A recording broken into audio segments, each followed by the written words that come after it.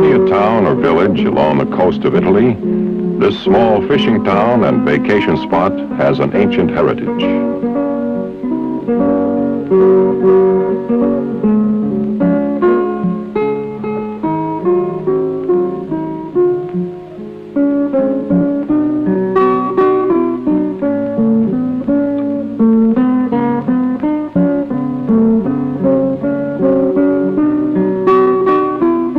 Its roots reach back into the worldly glory of the Roman Empire. It was then, as it is now, a minor port facing out onto the Tyrrhenian Sea.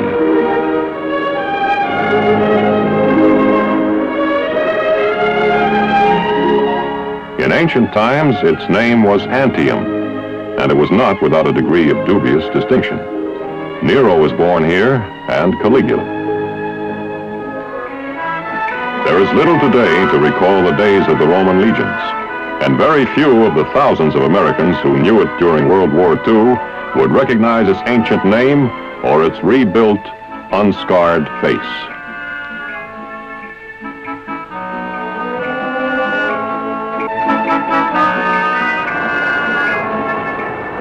Time and peace have had nearly 2 decades to do their healing work. There has been peace, and much that is past has been mercifully lost to memory.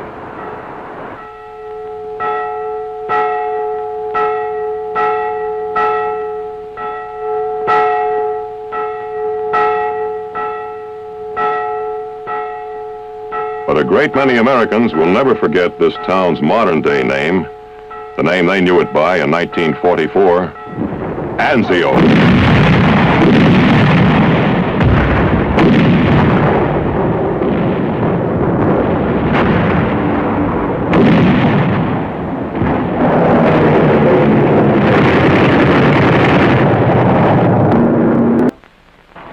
In 1943, it was one of our strategic aims to draw as many German forces as possible away from the Russian front and French coastal areas and to contain them on the Italian peninsula while liberating as much of Italy as might be possible with the means at our disposal.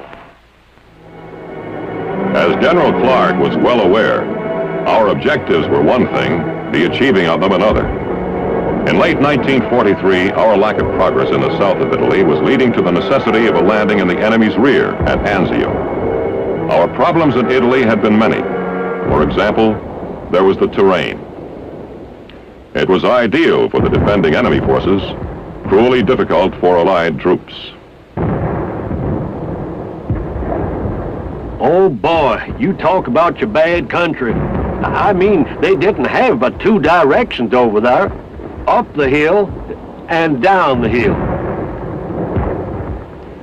Here, methods of transport long obsolete became operational necessities. It was this kind of hostile, perpendicular country which led one Allied officer to comment, "What you need to fight a war over this ground is an army of bulletproof kangaroos." The kangaroos, to be effective, would have had to be amphibious as well as bulletproof, for uncrossable rivers and blown bridges were prime facts of life.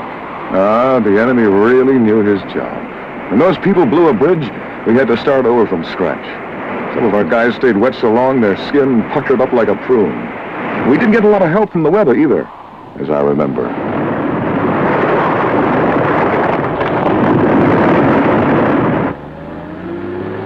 By midwinter, the Allies' advance toward Rome had bogged down.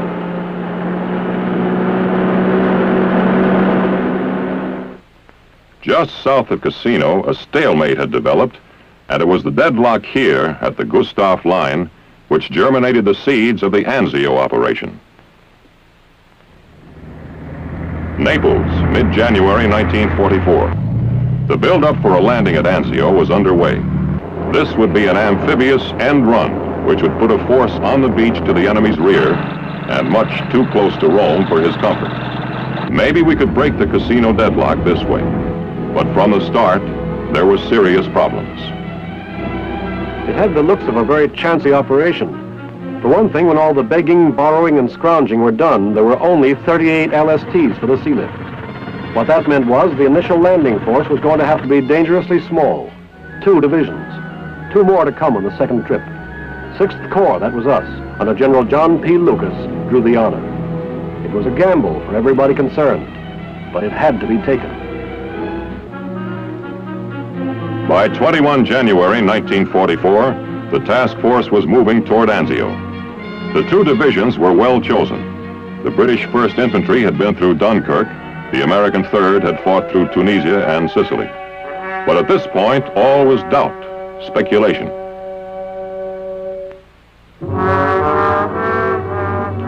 What lay ahead, no man, at whatever level, could know for certain.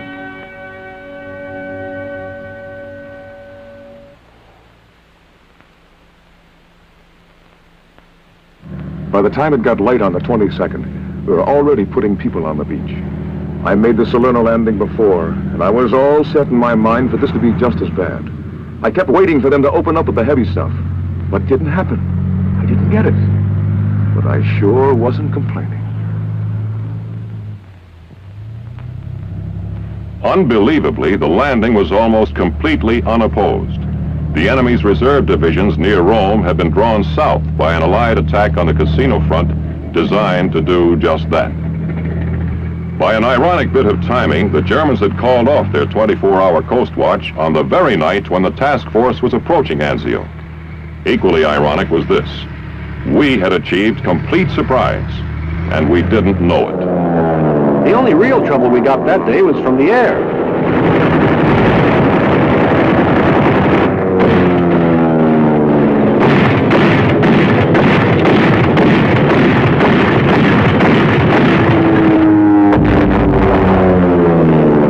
They did some damage, but they only had something like 350 planes in the whole area. We had about 2,000. So they couldn't do too much. Still, at the time, it seemed like enough.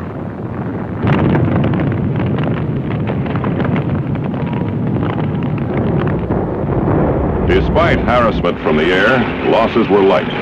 The first day saw 90% of the landing forces ashore. Immediately, they began consolidating the beachhead against the enemy counterattack, expected at any moment. With his reserve divisions pulled south by the casino attack, the enemy had only ragtag fragments of units at his disposal, but he moved them up swiftly. Prisoners taken in the first days were universally smiling and confident once they discovered they were not going to be mistreated. They were certain that in a matter of days they would see the Allied landing force pushed into the sea. The 6th Corps had already faced the swift and professional reaction of the German commander Kesselring at Salerno, and expected no less of him in this new meeting. He lost no time in eliminating the advantage of surprise which the Allies had unknowingly gained. At Kesselring's command, General von Mackensen assumed responsibility for Anzio, and by evening of the second day of the landing, parts of 8 divisions were in position and more were moving up.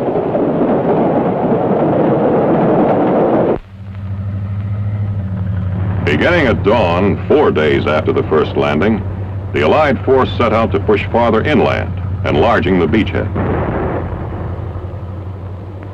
The golden moment of surprise was gone. They came against rigid opposition.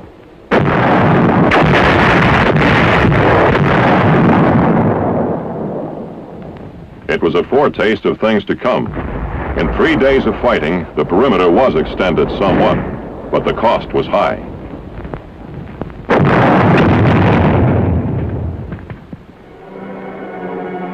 A force of 767 American Rangers trying to infiltrate and capture nearby Cisterna was ambushed. Most were taken prisoner. By now, the other 2 divisions of the 6th Corps had arrived, but so had the enemy. It was one of my duties as a medical officer to keep a listing of casualties for Corps headquarters. By the end of January, we had taken a total of 3,000 casualties. As a statistic, that's a straightforward figure. The mind may accept it without distress. The thing that must be remembered is this: The statistic refers to 30 times 100 human beings hurt or killed.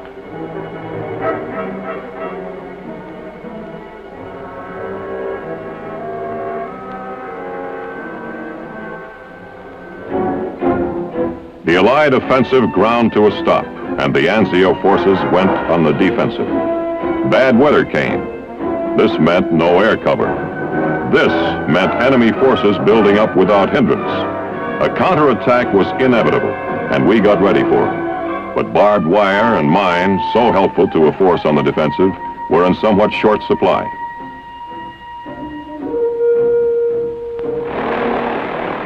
The enemy intended now to make another Dunkirk of Anzio.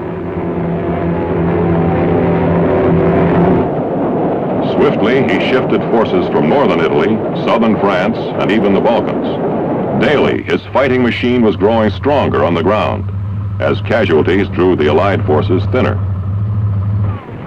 By mid-February, the enemy had pushed the Allies back in the center of the grimly held beachhead, almost to the last-ditch lines of defense. The outlook, depending on which side you were looking from, was excitingly bright or very dark. Now, once again, an Allied attempt in the south to breach the Gustav line failed. The men on the ground didn't know that the breakthrough attempt was also intended to ease the pressure on the Anzio perimeter. They only knew that enemy guns still looked down their necks from the fortified heights, and that advance became impossible. With the repulse of the second Cassino offensive, it became clear. Anzio was on its own. The crisis was here. Every resource was marshaled to meet it. When the massive frontal attacks came, we met them with a hurricane of fire.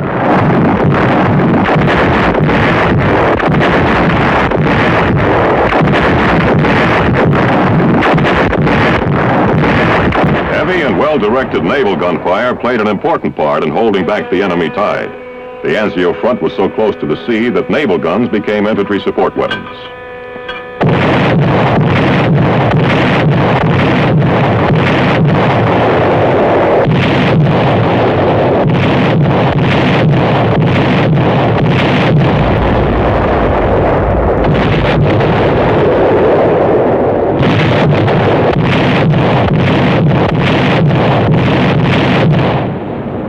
In the end, high explosives proved the saving factor. Artillery, naval shelling, and ton after ton of bombs. Limited by Hitler's personal plan to a narrow front, the enemy force was doomed to spend itself against a solid wall of explosives.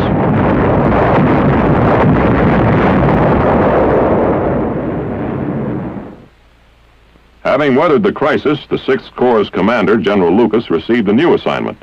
Assistant Commander, 5th Army. The new commander of the Anzio force was General Lucian K. Truscott, recently appointed deputy to General Lucas and former commander of the 3rd Division. What lay ahead was now up to him.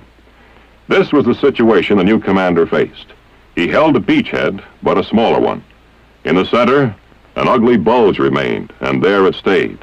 The simple fact was, neither side had strength to do anything about it. Now came a strange 3-month period which no one who was there will forget. The static war at Anzio, or as some called it, the Sitzkrieg. By now, everybody was used to living in holes.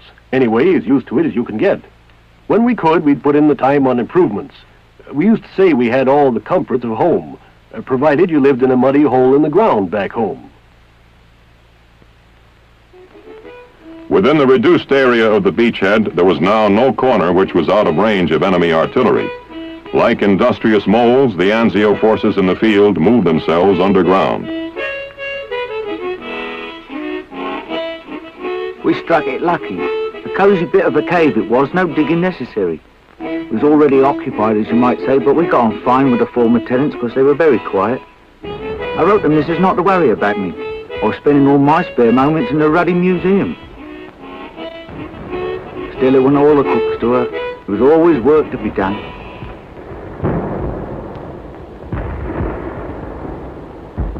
There was work, plenty.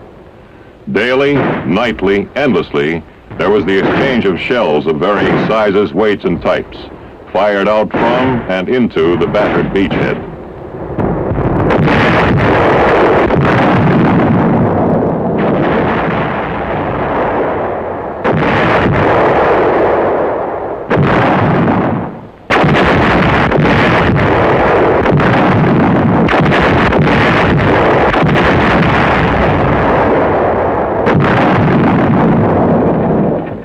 I don't know. Sometimes you gotta get a different slant before you really see a thing. But you know what I mean. I heard the guns going every night. Sure, but till I got on this brass salvage detail one day, it never really hit me how much of what was going on was going on. It made you wonder how there was any mountains left, much less, little stuff like houses and people. I tell you, you should have seen all that brass.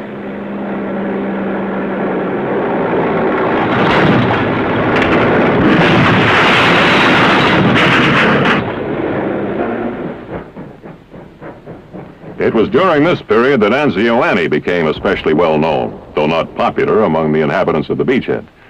Actually, Anzio was not one, but two huge German railway guns, called Robert and Leopold by the men who directed their fire into every corner of the crowded perimeter.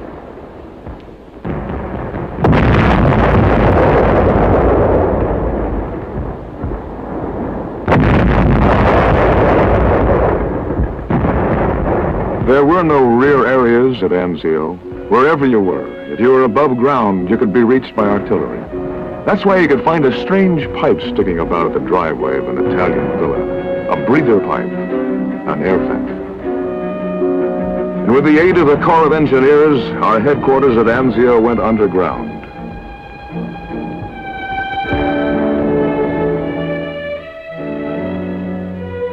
The main corridor gave you an idea of how big this specialized foxhole was. It ran just about a quarter of a mile in a straight line. And branching off from it, all the elements of an operating headquarters. Everything needed underground.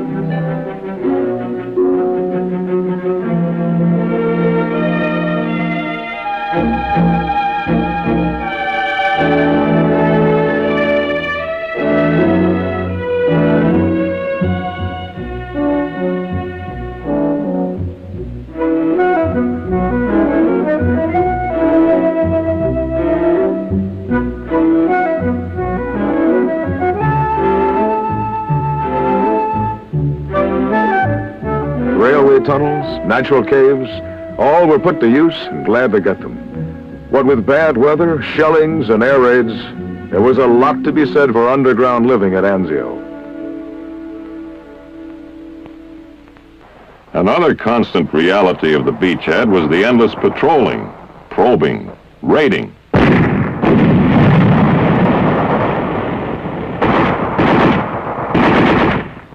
Mostly we went at night, but sometimes it'd be a daylight raid.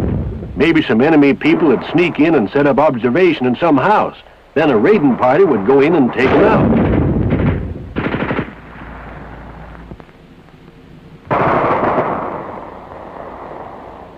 It was a regular thing.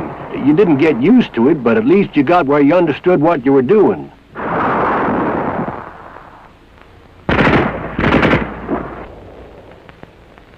If you were lucky, you came back with everybody on their feet. If there was a good part, that was it, when everybody came back standing up.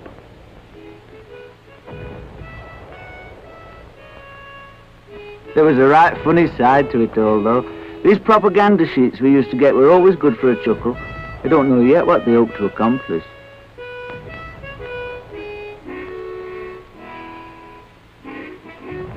As time went on, there were days when it seemed like it was my dad's war all over again. Trenches, no man's land and all that. Quite often in the day, things would be so quiet you could hear small, distant sounds across the field.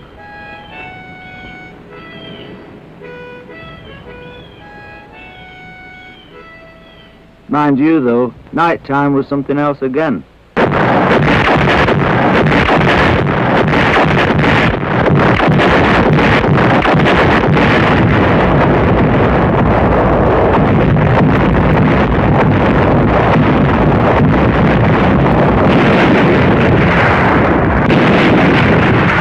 One night in the bay, an ammunition ship was hit.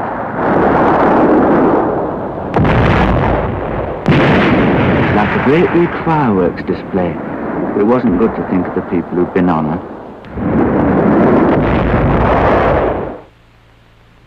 After our field hospital had been bombed and shelled a few times, we decided to take steps. We couldn't go entirely underground, so we did the next best thing, and built strong revetments into which the tents could be put. We nurses helped where we could. It was a huge job, but it was necessary. We'd been shelled so often, we came to be called Hell's Half-Acre. In fact, some line soldiers would actually hide small wounds, rather than risk being sent over here. I'm not making this up. It actually happened.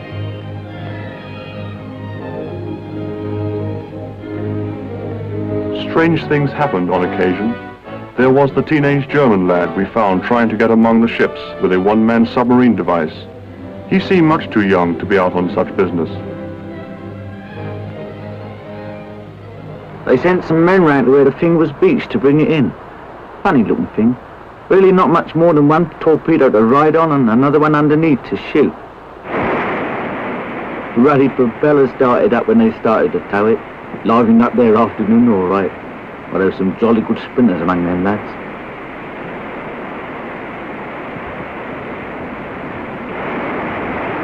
In the end, nothing happened at all. The thing simply stopped again.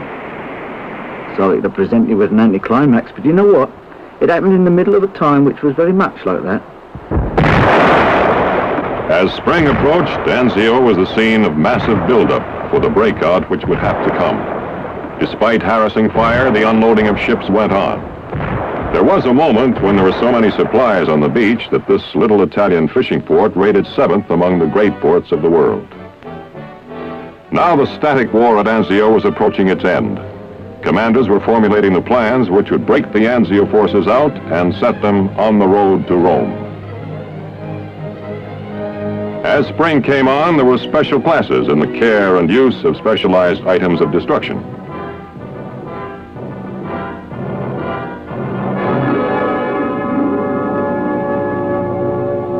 Rehearsal for the real thing. Near Anzio, a group of American commanders gathered to witness a demonstration. The 3rd Division commander, General Iron Mike O'Daniel, gave a graphic description to General Clark. As well he might, since it was a device of his own inventing which the officers had come to see. The old man called it a battle sled, and that was pretty accurate. All it was, you had a bunch of foxholes, only they were steel, and rigged up for towing behind a tank. That way, a squad of guys could stay in their holes for cover and move up at the same time. It's pretty neat. It never caught on, but in my book, it was a good idea.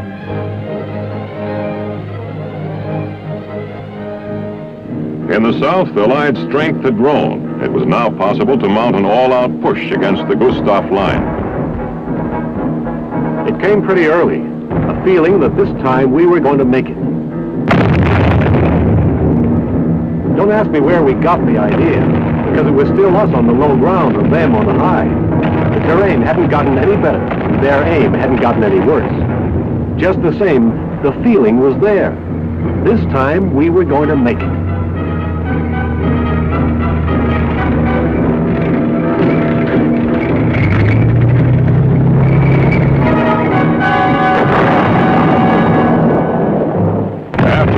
Of heavy fighting, it was clear that the forces in the South were in fact breaking through the unbreakable Gustav line. The time for a coordinated breakout from Anzio was here. May 23rd, 1944, the Anzio breakout begins. The days of the Sitzkrieg at Anzio are at an end, and the days of the beachhead itself nearly so.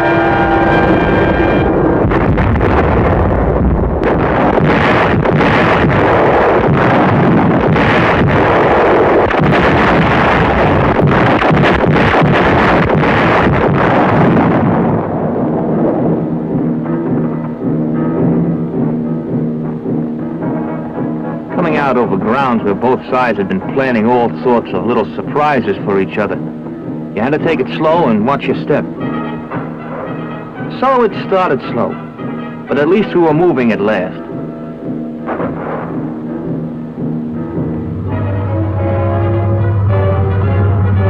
Now, after everything, here was the road to Rome.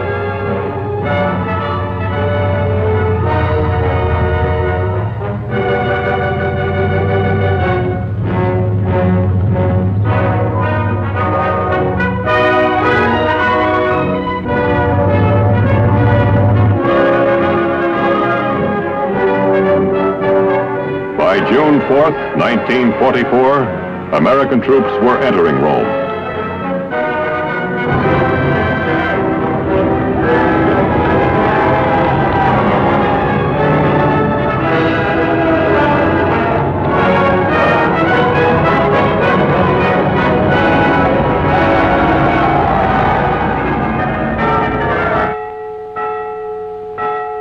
Behind lay an action over which historians could and would widely disagree in years to come.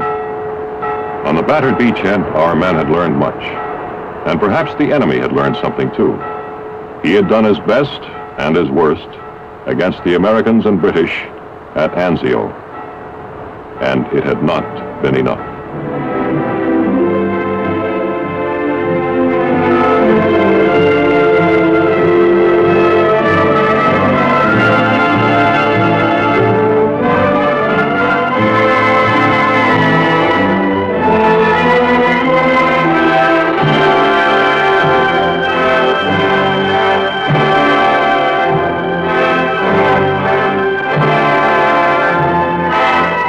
As much of Italy as might be possible with the means at our disposal. As General Clark was well aware, our objectives were one thing, the achieving of them another. In late 1943, our lack of progress in the south of Italy was leading to the necessity of a landing in the enemy's rear at Anzio. Our problems in Italy had been many. For example, there was the terrain. It was ideal for the defending enemy forces, cruelly difficult for Allied troops. Oh boy, you talk about your bad country. I mean, they didn't have but two directions over there, up the hill and down the hill. Here, methods of transport long obsolete became operational necessities. It was this kind of hostile, perpendicular country which led one Allied officer to comment, "What you need to fight a war over this ground." There has been peace, and much that is past has been mercifully lost to memory.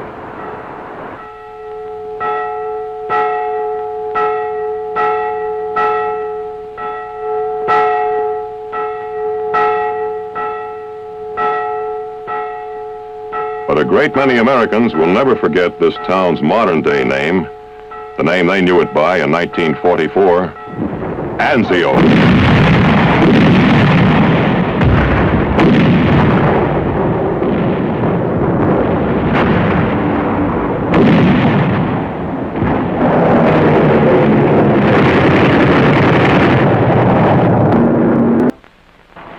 In 1943, it was one of our strategic aims to draw as many German forces as possible away from the Russian front and French coastal areas, and to contain them on the Italian peninsula while liberating.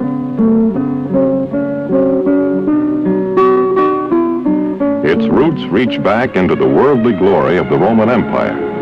It was then, as it is now, a minor port facing out onto the Tyrrhenian Sea.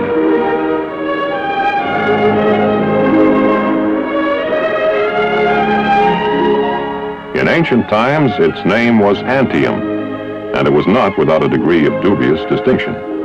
Nero was born here, and Caligula. There is little today to recall the days of the Roman legions, and very few of the thousands of Americans who knew it during World War II would recognize its ancient name or its rebuilt, unscarred face.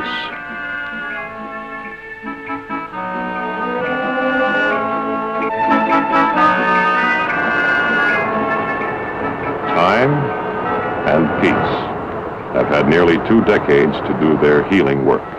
It was an army of bulletproof kangaroos. The kangaroos, to be effective, would have had to be amphibious as well as bulletproof, for uncrossable rivers and blown bridges were prime facts of life. The enemy really knew his job. When those people blew a bridge, we had to start over from scratch. Some of our guys stayed wet so long their skin puckered up like a prune. We didn't get a lot of help from the weather either, as I remember.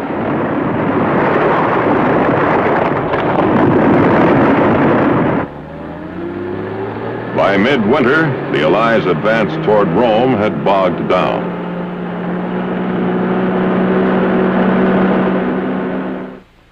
Just south of Cassino, a stalemate had developed, and it was the deadlock here at the Gustav Line which germinated the seeds of the Anzio operation. Naples, mid-January 1940.